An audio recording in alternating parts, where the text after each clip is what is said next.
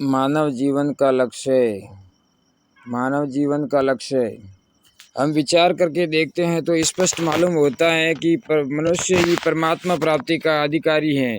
जैसे चारों आश्रमों में ब्रह्मचर्य आश्रम केवल पढ़ाई के लिए है, इसी तरह 84 लाख योनियों में मनुष्य शरीर ब्रह्म विद्या के लिए है।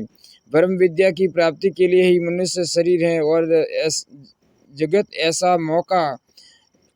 जगह ऐसा मौका नहीं है, न योग्यता है, न कोई अवसर है, और अन्य योनियों में ऐसा विवेक नहीं होता। देवताओं में समझने की ताकत है, पर वहाँ भोग बहुत है। भोगी आदमी परमात्मा में नहीं लग सकता। यहाँ भी देखो, ज़्यादा धनी आदमी सत्संग में नहीं लगते, और जो बहुत गरीब है उनके पास खाने पीने को नहीं है, वे भी सत्संग में नहीं लगते हैं। उन्हें रोटी कपड़े की चिंता रहती है। इसी तरह नरकों के जीव बहुत दुखी हैं, बेचारे, उनको तो अवसर ही नहीं मिलता है। देवता लोग भोगी हैं, उनके पास बहुत संपत्ति है, वैभव है, पर वे परमात्मा में नहीं लगते, क्योंकि सुख भोग में लगे हुए हैं, वही उलझे हुए हैं। अतः एक मनुष्य ही ऐसा है जो परमात्मा की प्राप्ति में लग सकता है, उसमें योग्यता है, भगवान ने अधिकार दिया है, इसलिए मनुष्य शरीर की महिमा बहुत ज़्यादा है। देवताओं से भी अधिक है। शरीर तो देवताओं का हमारी अपेक्षा बहुत शुद्ध होता है। हम लोगों का शरीर बड़ा गंदा है। जैसे कोई सूअर मैल से भरा हुआ यदि हमारे पास आ जाता है तो उसको छूने का मन नहीं लगता, दुर्गंध आती है। ऐसे ही हम लोगों के शरीर से देवताओं को दुर्गंध आती है। ऐसा दिव्य शरीर है उनका। हमारे शरीर में पृथ्वी तत्व की प्रधानता है, देवताओं के शरीर में तेजस तत्व की प्रधानता है। परंतु परमात्मा की प्राप्ति का अधिकार जितना मनुष्य शरीर वालों को मिलता है उतना उनको नहीं मिलता, इसलिए मनुष्य शरीर की बहुत महिमा है।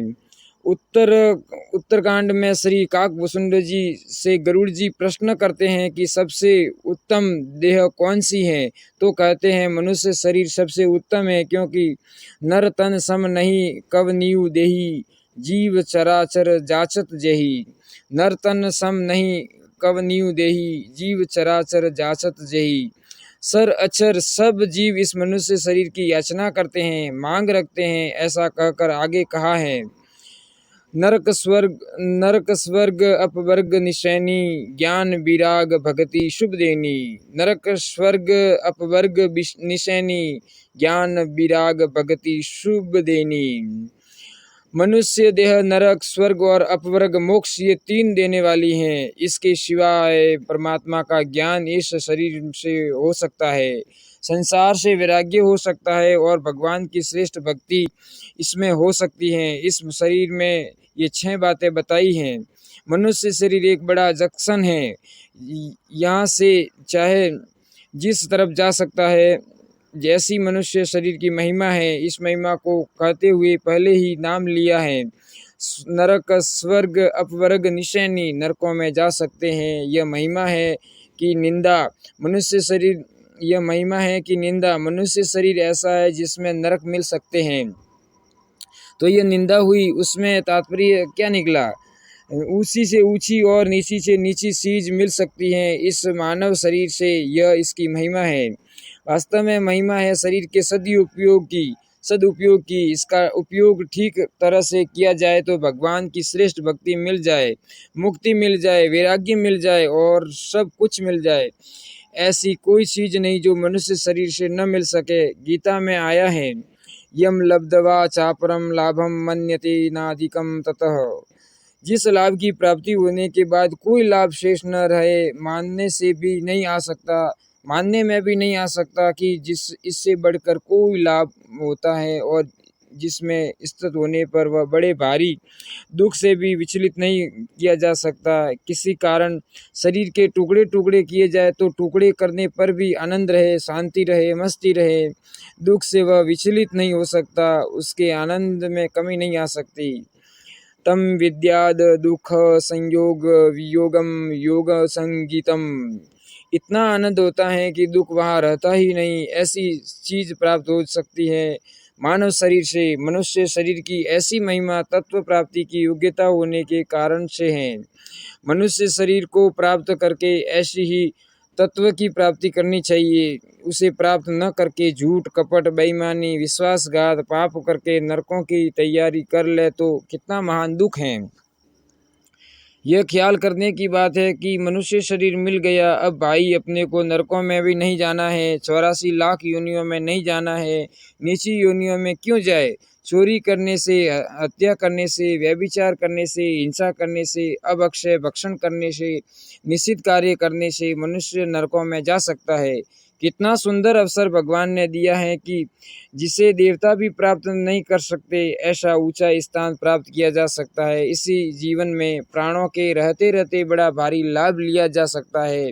बहुत शांति, बड़ी प्रसन्नता, बहुत आनंद इसमें प्राप्त हो जाता है। ऐसी प्राप्ति का अवसर है मानव शरीर में, इसलिए इसकी महिमा है। इसको प्राप्त करके भी जो नीचा काम करते हैं वे बहुत बड़ी भूल करते हैं। कोई बढ़िया चीज़ मिल जाए तो उसका लाभ लेना चाहिए। जैसे किसी को पारस मिल जाए तो उससे लोहे को छुआने से लोहा सोना बन जाए। अगर ऐसे पारस से कोई बैठा चटनी पीसता है तो वह पारस चटनी पीसने के लिए थोड़े ही है। पारस पत्थर से चटनी पीसना ही नहीं, कोई अपना सिर भी फोड़ ले तो पारस क्या करे।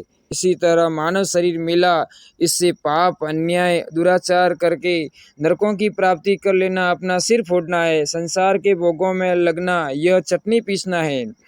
भोग कहाँ नहीं मिलेंगे। सुअर के साथ 10-12 बच्चे होते हैं। सुअर के एक साथ 10-12 बच्चे होते हैं। अब 1-2 बच्चे पैदा कर लिए तो क्या कर लिया? कौन सा बड़ा काम कर लिया? धन कमा लिया तो कौन सा बड़ा काम कर लिया? सांप के पास बहुत धन होता है, धन के ऊपर सांप रहते हैं। धन तो उसके पास भी है, धन कमाया तो कौन सी बड़ी बात हो गई। ऐश आराम से सुख देखते हैं, ऐश आराम में सुख देखते हैं और कहते हैं कि इसमें सुख भोग ले। बम्बई में मैंने कुत्ते देखे हैं जिन्हें बड़े आराम से रखा जाता है। बाहर जाते हैं तो मोटर और हवाई जहाज में ले जाते हैं। मनुष्य में भी बहुत कम को ऐसा आराम मिलता है जो कुत्तों को मिलता है। भाग्य में तो कुत्तों को भी मिल जाएगा, भाग्य में है तो कुत्तों को भी मिल जाएगा। कौन सा काम बाकी रह जाएगा जिसके लिए मनुष्य शरीर नष्ट किया जाए। भोगों के भोगने में, संसार का सुख लेने में, धन कमाने में मनुष्य शरीर बर्बाद कर देना कितनी बड़ी भूल की बात है। झूठ कपट बेईमानी करके मनुष्य नरकों की तैयारी कर लेता है। यह महान पतन की बात है। कितना ऊंचा शरीर मिला है मनुष्य को, उस शरीर में आकर ऐसा काम कर ले। अतः सावधान रहना चाहिए कि बड़े से बड़ा काम हमें करना है, बढ़िया से बढ़िया काम हमें करना है। यह काम दूसरी योनि में नहीं हो सकता। एक मनुष्य शरीर में किए हुए पापों का 84 लाख योनियों को में भोगना पड़ता है। सत्य, त्रेता, द्वापर, कली ये चारों युग बीत जाते हैं। 84 लाख योनि और नरकों के कुंड भोगते भोगते फिर भी मनुष्य शरीर में किया हुआ पाप बाकी पड़ा रहता है। बीच में भगवान कृपा करके मनुष्य शरीर देते हैं। संचित पाप और पड़े हुए हैं, भोगने पर भी सारे पाप समाप्त नहीं होते। इतने महान पाप हैं जो इस मनुष्य शरीर में बनते हैं। यह मनुष्य शरीर है जिससे परमात्मा की प्राप्ति कर सकते हैं। अनंत ब्रह्मांड जिसके पूर्णा मात्र से रचित होते हैं, पंडित होते हैं और वे परमात्मा तुम्हारी आज्ञा मानने के लिए तैयार हो जाते हैं। ताही अहिर की सोहरिया सचिया भरी, सांच पे नाच नचावे। उन गोपियों के हृदय में भगवान के प्रति प्रेम होने के कारण वे कहती हैं, लाला छाछ दूंगी थोड़ा नाचो, तो भगवान नाचने लग जाते हैं। लाला बंसी बजाओ सांच पिलाऊंगी। अब बोलो, सांस के बदले में वे परमात्मा नाचने और बंसी बजाने को तैयार हैं। इतना ऊंचा पद इस मनुष्य शरीर से मिल सकता है। इस शरीर की प्राप्ति करके हम फिर कर ले नरकों की तैयारी, महान दुख की तैयारी, कितनी बड़ी भारी गलती है। ऐसा मनुष्य शरीर मिल जाए तो बड़े से बड़ा लाभ ले लेना चाहिए।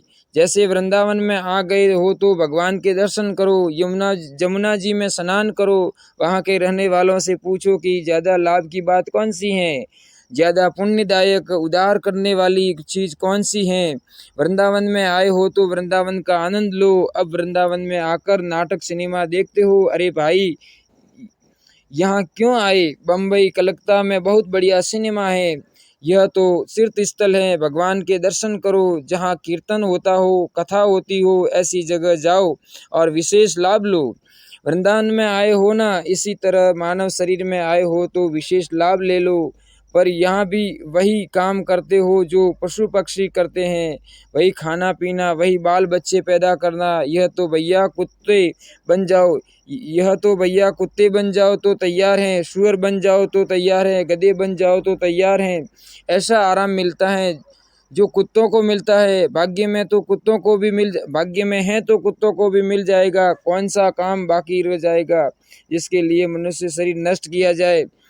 भोगों के भोगने में, संसार का सुख लेने में, धन कमाने में मनुष्य शरीर बर्बाद कर देना कितनी बड़ी भूल की बात है। छल कपट झूठ बेईमानी करके मनुष्य नरकों की तैयारी कर लेता है, यह महान पतन की बात है। कितना ऊंचा शरीर मिला है मनुष्य को, उस शरीर में आकर ऐसा काम कर ले। अतः सावधान रहना चाहिए कि बड़े से बड़ा काम हमें करना है, बढ़िया से बढ़िया काम हमें करना है। यह काम दूसरी योनि में नहीं हो सकता। एक मनुष्य शरीर में किए हुए पापों का 84 लाख योनियों में भोगना पड़ता है। सतयुग, सत्य, त्रेता, द्वापर, कली, ये चारों युग बीत जाते हैं। 84 लाख योनि नरकों के कुंड भोगते भोगते फिर भी मनुष्य शरीर में किया हुआ पाप बाकी रहता है। बीच में भगवान कृपा करके मनुष्य शरीर। श्री राम जय जय राम, श्रीयावर रामचंद्र भगवान की जय।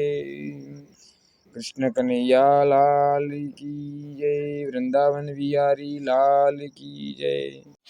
श्री सीताराम चंद्राभ्याम नमः। ज्ञान देकर सुनो, इस शरीर से ही कल्याण हो सकता है, कल्याण भी आप कर सकते हो। लखपति बन जाओ, आपके हाथ की बात नहीं। मकान इमारत हो जाए, आपके हाथ की बात नहीं। संसार में यश प्रतिष्ठा मान आदर सत्कार हो जाए, आपके हाथ की बात नहीं है। परमात्मा तत्व की प्राप्ति करना हाथ की बात है। इसमें सब स्वतंत्र है, मनुष्य मात्र इसमें स्वतंत्र हैं, कोई परतंत्र नहीं है।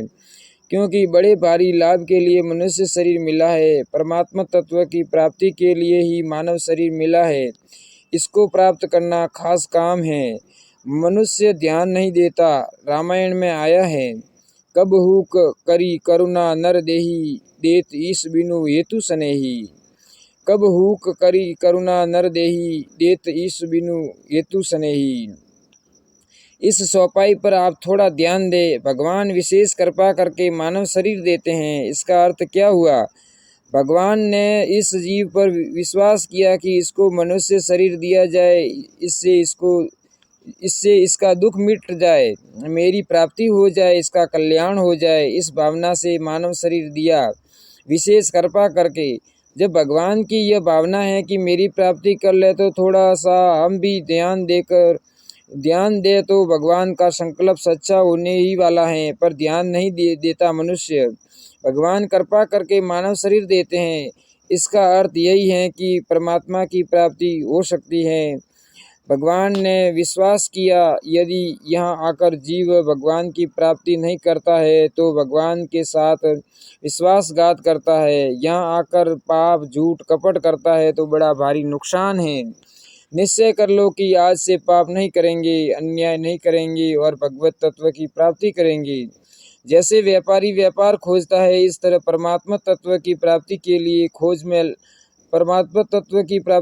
खोज में लगना चाहिए। आपको कोई संत महात्मा मिल जाए, कोई भगवत प्राप्त पुरुष मिल जाए तो उनसे पूछो कि भगवान कैसे मिले, भगवान के चरणों में प्रेम कैसे हो, जीवन मुक्ति कैसे हो, इस बात की लालसा जगाओ तो जही के जही पर सत्य स्नेहु, सो तेहि मिलई न कछु संदेहु। जही के जही पर सत्य स्नेहु, सो तेहि मिलई न कछु संदेहु। सियावर रामचंद्र भगवान की जय। राधे कृष्ण भगवान की जय। अगर भक्तों आपको यह वीडियो पसंद आए तो इस चैनल को सब्सक्राइब करना, लाइक करना और आगे से